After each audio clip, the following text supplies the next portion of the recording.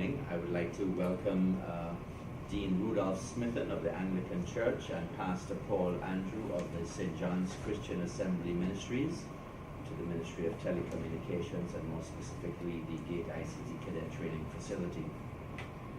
This morning it gives me great pleasure to award on behalf of the government of Antigua and Barbuda 2 FM radio broadcast licenses to these two outfits. The history of the religious fraternity engaging in broadcasting in Antigua dates back many decades. Many of you will of course know the Caribbean Radio Lighthouse, and a few years ago the Catholic Diocese Radio began broadcasting in Barbuda. The Abundant Life Ministries broadcast there as well, and in recent times the Second Advent radio station representing the Adventist community has been on the air. So in furtherance of that, we are here today to grant these two outfits broadcast licenses. I want to spend just a few minutes, a few important minutes, talking about the media environment pre-2004 and post-2004. And I want to single out the role that the late Samuel and Fergie Derrick would have played in ensuring that ordinary Antiguans and Barbudans can have a voice. You would recall that the equipment, the broadcast equipment that was owned by the Derricks was seized by the state machinery at the time under police watch, and strangely the Eastern Caribbean Court of Appeal did not find favor with the Observer Group, and it took a historic and landmark decision by the Privy Council to ensure that the radio airways did not belong to any one outfit, whether it be a political outfit, a cultural outfit, or a religious outfit.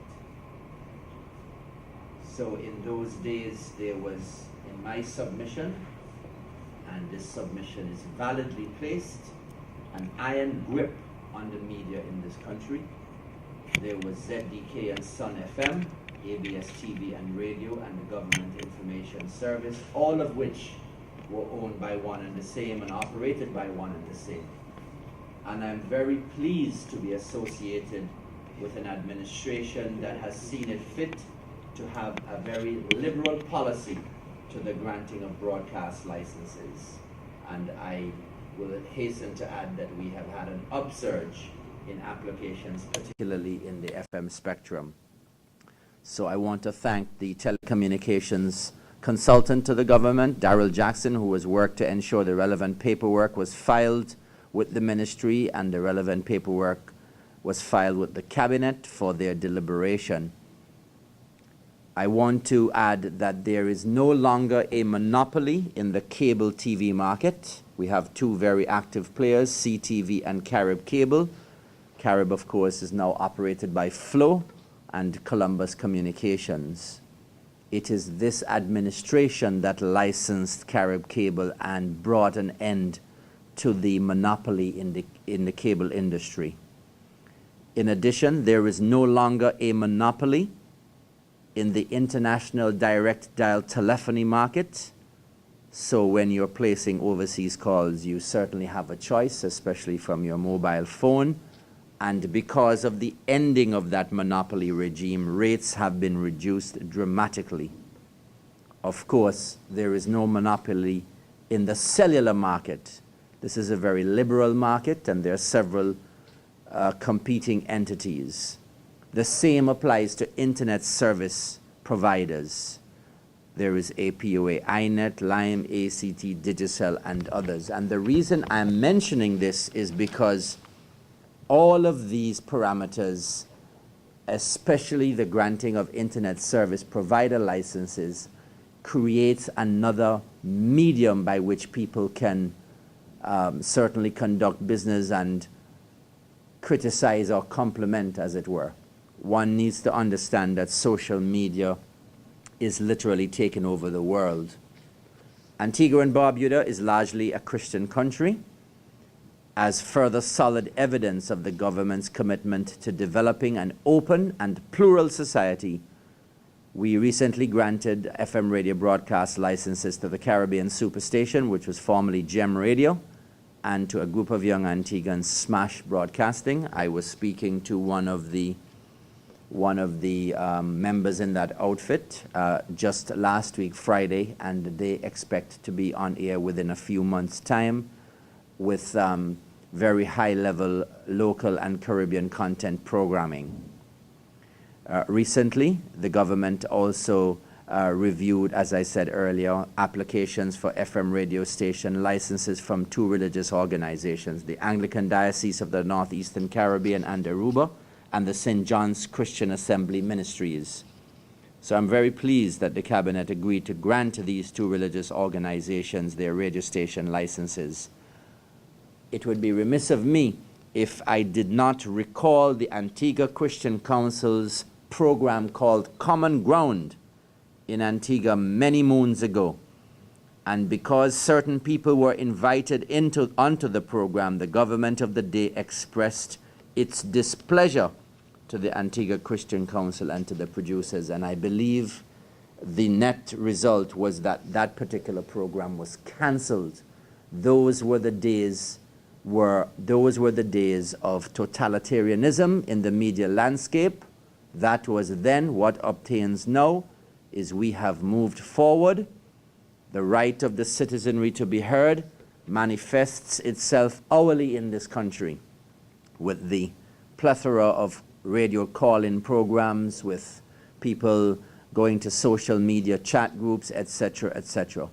The government is not afraid of the voice of the people, since I'm sure the two learned gentlemen here in the Christian faith will tell you the voice of the people is the voice of God. And so with those few remarks, I will invite firstly the representative of the Diocese of Northeastern Caribbean and Aruba, Dean Rudolph Smithen, to share with us a few words, and Dean Smithen will be followed by Pastor Paul Andrews of the St. John's Christian Assembly Ministries. Thank you very much, Dr. Mansour, Reverend Andrew, and fellow workers here. This has been a dream not only of the bishop, but of several persons throughout the diocese to own a radio station. And we are very pleased that you have granted us a license, or you're going to give us a license to perform in the diocese. As you're aware, the diocese is made up of 12 islands. And with one bishop, it's sometimes very costly to move from one island to another. But apart from that, in these modern times, I think the church will be moving in the direction of telecommunications, and able to express itself not only in the pulpit, but through the media. And so in January of 2013, we started broadcasting via the internet with Mr. Verhill as the chairman of that radio station. And with this license, we'll be able to reach all the islands within the diocese and further afield.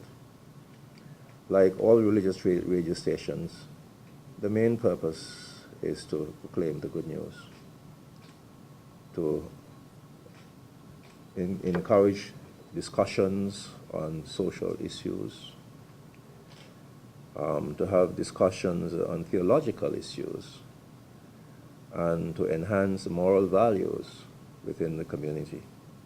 We have seen on a daily basis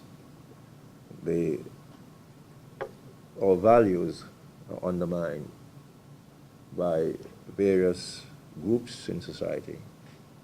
And as a result, sometimes the voice of the church is not as clear as it ought to be. And I hope that through this entity, the voice will be clearer, because persons can tune in, they could stay in their homes, and you can reach millions of persons that we cannot reach from the pulpit. And so truly we are grateful, and I'm sure that we will conform to the rules of telecommunication. And so we indeed thank you very much for the opportunity. Well, thank you, Dr. Mansour, Dean Rudolph Smith, Fritton, Mr. Jackson, all the workers here, and all the workers here at GARD, at Gate.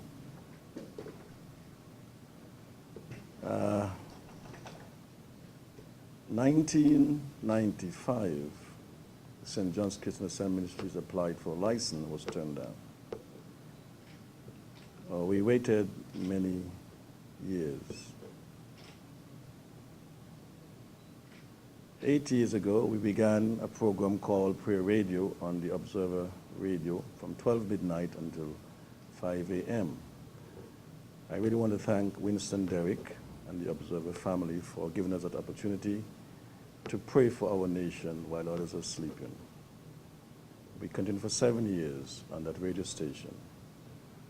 And then we had was to move, and we went to Abundant Life Radio. But we felt deeply that we needed our own home to get the programs we wanted to get across to Antiguans and Barbudans and to the community of the world, the importance of prayer. And so having applied, we were so happy to know that we were granted approval by our government here to have our own license to function in a way we see fit as a prayer ministry, to pray not only for our own nation, but to pray for others as well. I know that we know it, but prayer is so powerful. And we decided that Prayer Radio will be focusing mainly on prayer.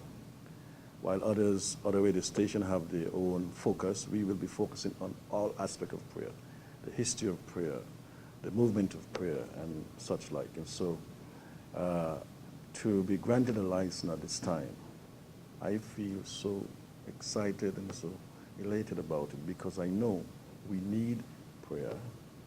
We will pray, and we will see change through prayers. So I want to say thanks again to Dr. Mansour and the government of Antigua and Barbuda for granting us this license so that we can continue the vision of the church as we see it, to be engaged in a ministry of prayer for our nation and for all nations. Thank you so much. Thank you. So 0.1 up to 2,000 watts of power. Thank you very much. Congratulations. Yes, sir. Okay, and to stay right there, comedian, please, and to the St. John's Christian Assembly Ministries, Pastor Andrews.